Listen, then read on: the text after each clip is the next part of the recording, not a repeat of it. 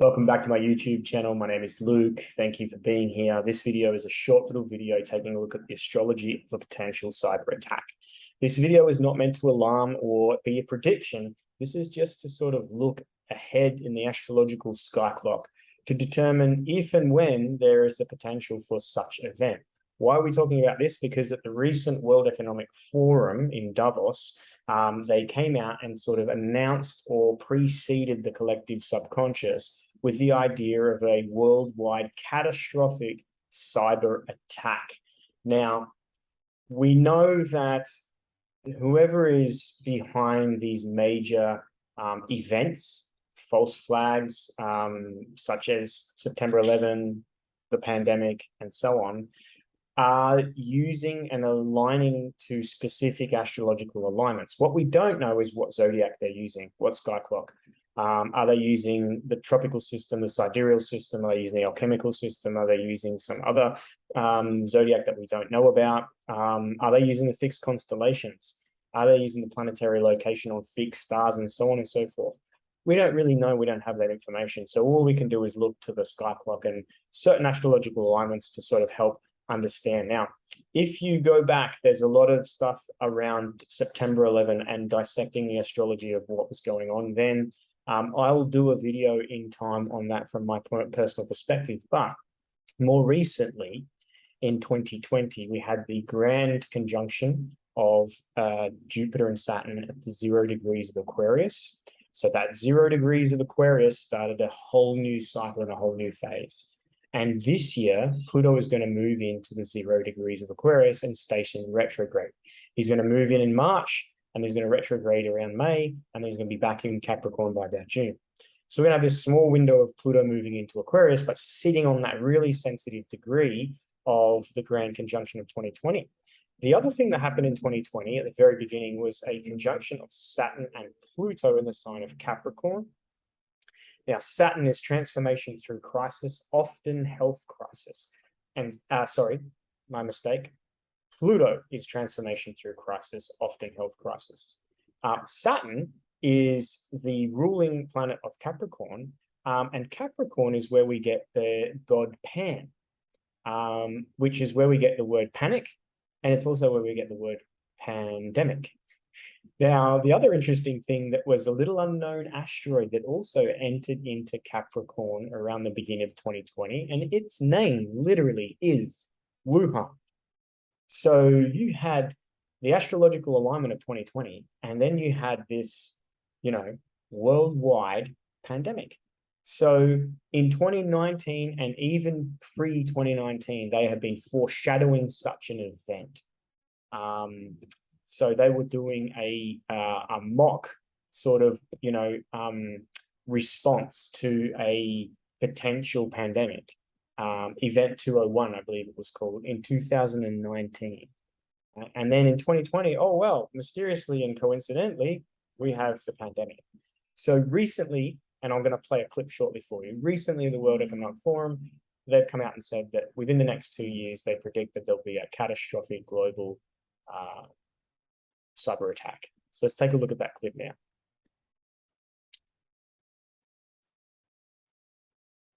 Global Security Outlook Report 2023.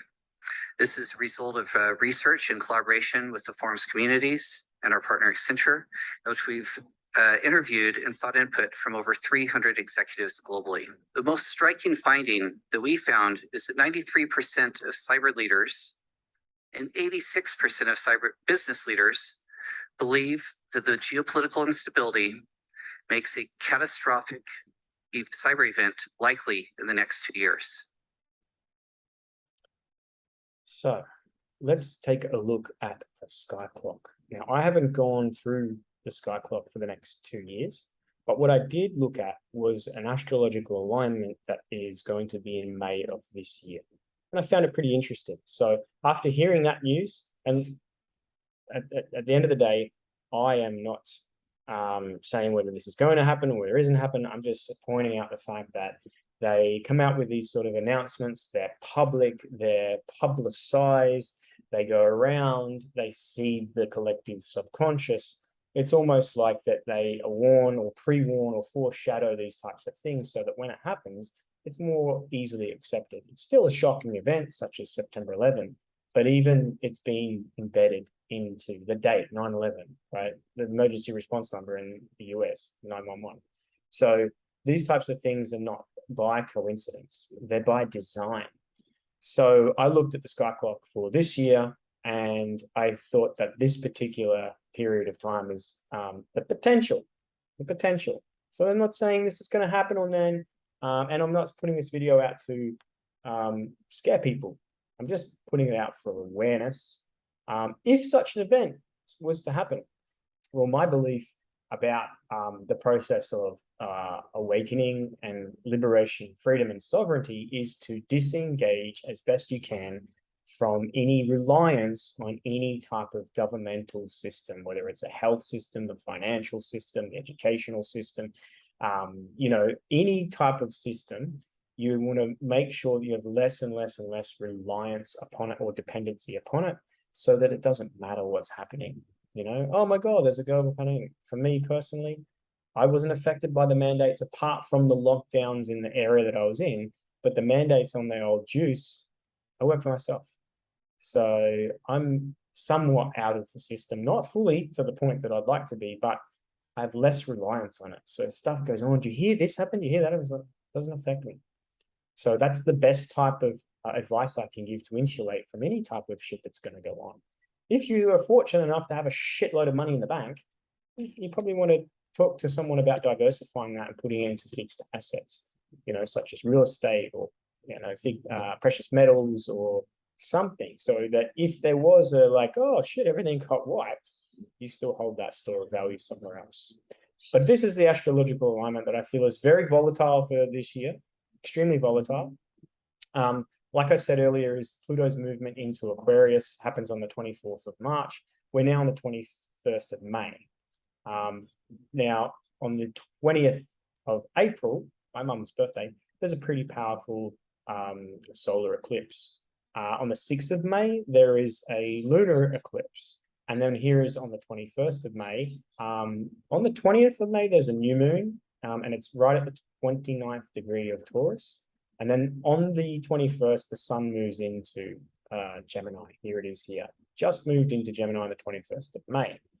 Now, it's a mutable air sign. Gemini rules over communication, technology. It is ruled by Mercury, and Mercury is the phony fiat fraudulent money that we have, money out of thin air, right? Which is Gemini. We have money out of thin air, that's basically what the financial system is at the moment. Even though Taurus is the sign that rules over, fixed value, things of value, the stock exchange, our current fiat, phony, fake, fraudulent money, which is just it's just literally numbers on a screen. That's a very Gemini, mercurial, symbolic representation. So what's going to happen is that's going to pick up this trine straight to Pluto. Now, a trine is swiftness. When planets are in trine, they're in the same modality, right? So this is an air, not modality, excuse me, the same element. This is air to air. So we have mutable Gemini, we have fixed Aquarius, both air signs. So there is a swiftness of releasing of energy between those two planetary bodies. And Pluto in Aquarius, the collective intent for evolution and transformation and change in the sign of humanity, but also the sign of inventive technology, future, those types of things. It will also, mind you, a strong association to Bitcoin with Aquarius as well. And I'll brush on that shortly as well. Opposite that is Mars has just ingressed into Leo, and Leo is the sign of power, right? And especially sort of positions of power, those with power. And Mars rules attacks, the military, accidents. So if there's a cyber, which would be Aquarian, Gemini-esque attack, Mars in Leo, a very powerful one. And then we look down here to Jupiter. Now, as far as planetary energies go and the power that they exert, those three planets are probably what's known as the most powerful, intense planets. You know, you've got this sort of might and power when you come to might of Mars and the power of Jupiter. You know, and also that was a famous racehorse in Australia that won the Melbourne Cup some years ago, Might and Power. The syndicate that owned that maybe knew a thing or two. But you have Jupiter down here just ingressed into Taurus. And if we go back, Jupiter in Earth signs tends to bring about big changes within the Earth realm, right? Now, if we go back to 2008, in 2008, Pluto had just ingressed into Capricorn and then was doing this sort of straddle or dance between the first degrees of Capricorn and the ending degrees of Sagittarius from 2008 right through to 2010.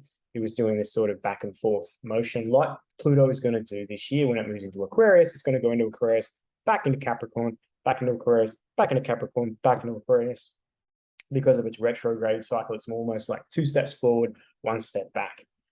Where was Jupiter when we had the ingress of Pluto into Capricorn in 2008, which was the peak of the GFC, the global financial crisis, the subprime mortgage crash, right? Well, Jupiter was in Capricorn, another Earth sign.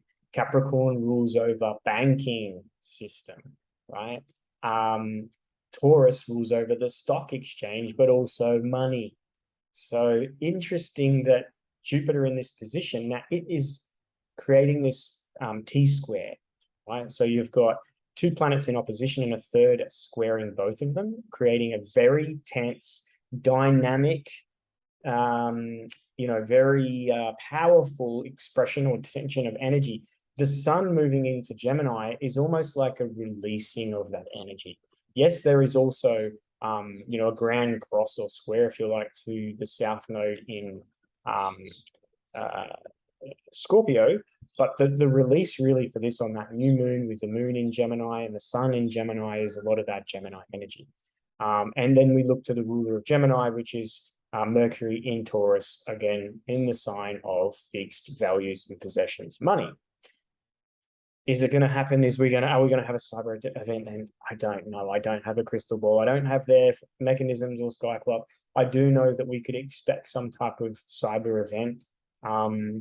What would be the motive for that? I don't wish to entertain that. You know, I'd be happy to, you know, see what you guys think in the comments. If anyone's got additional information that I'm missing here, then maybe you can sort of bring that through. And, you know, we can start a conversation in the comments and maybe I can edit or update videos in the future with some of that information. Because again, I'm not into looking at all that stuff. It just came across me and I was interested and I thought, oh, let's have a look. And then I saw this aspect and thought, if there was, you know, an astrological alignment that would support a cyber attack, then certainly this could be just that.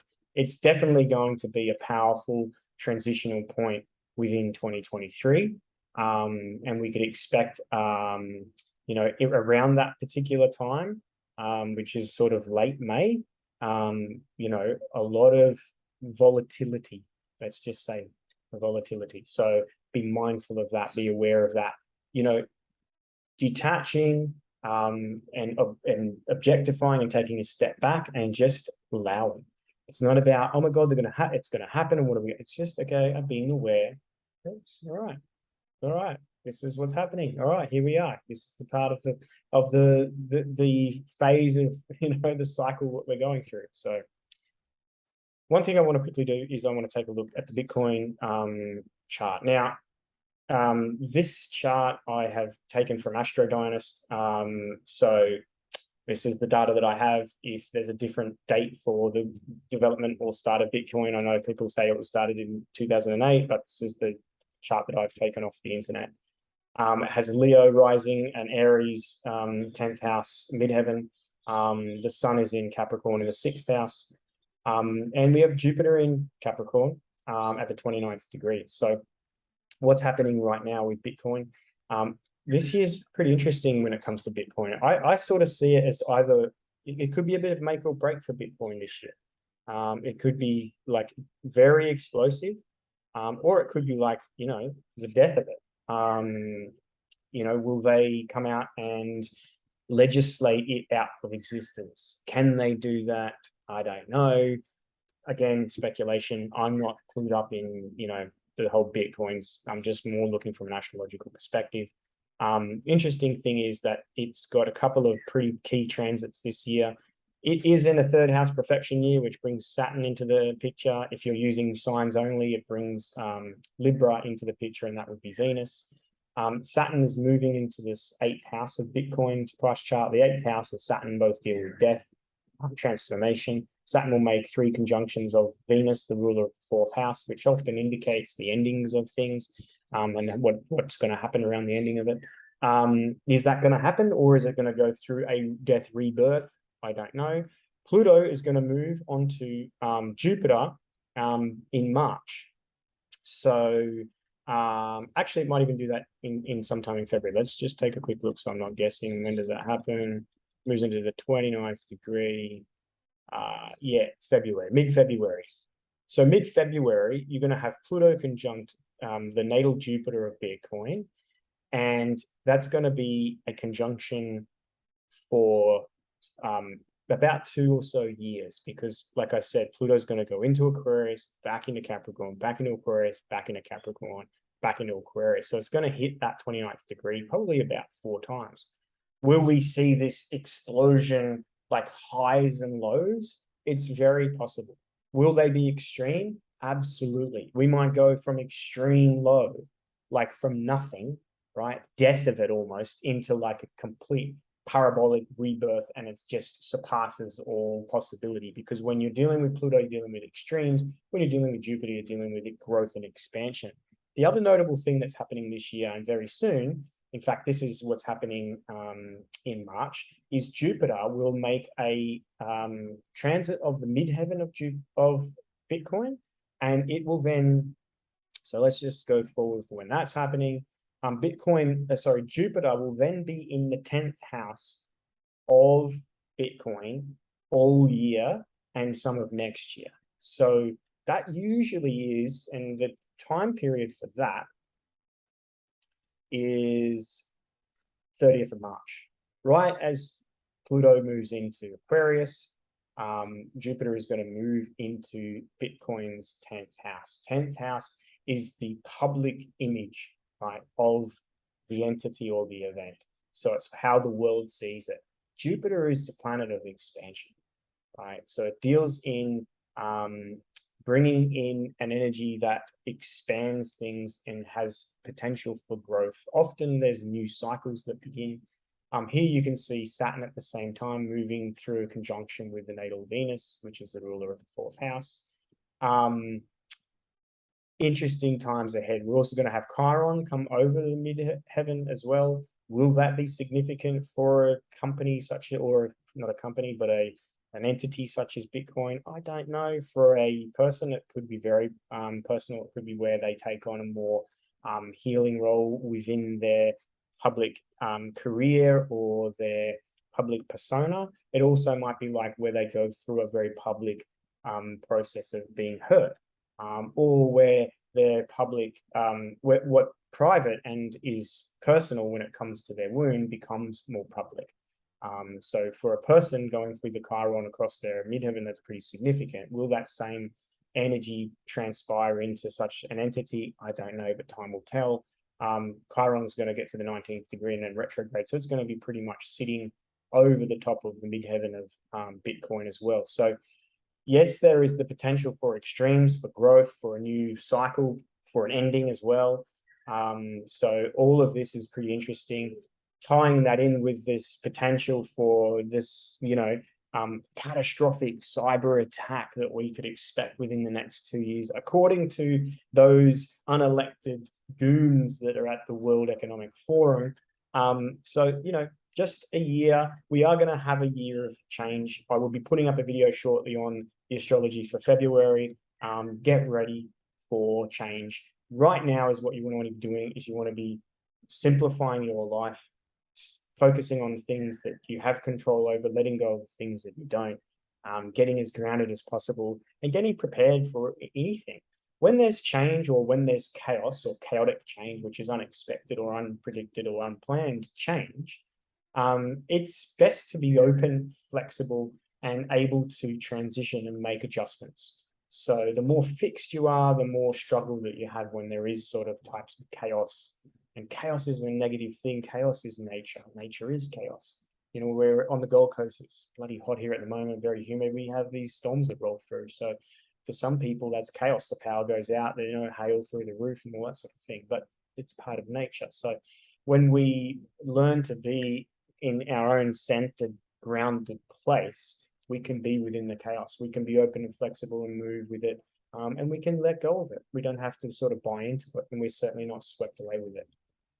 This would be a good year to look at your financial position and to be making some moves in the direction of becoming more financially independent and less dependent upon institutions, organizations, systems, those types of things. I think what we'll find over the next few years is a breakdown of our financial system, our education systems, our medical system, the health systems, our governmental, political systems, like all these types of systems will go through a big transformation. So the less dependent on those you are, the better prepared you will be.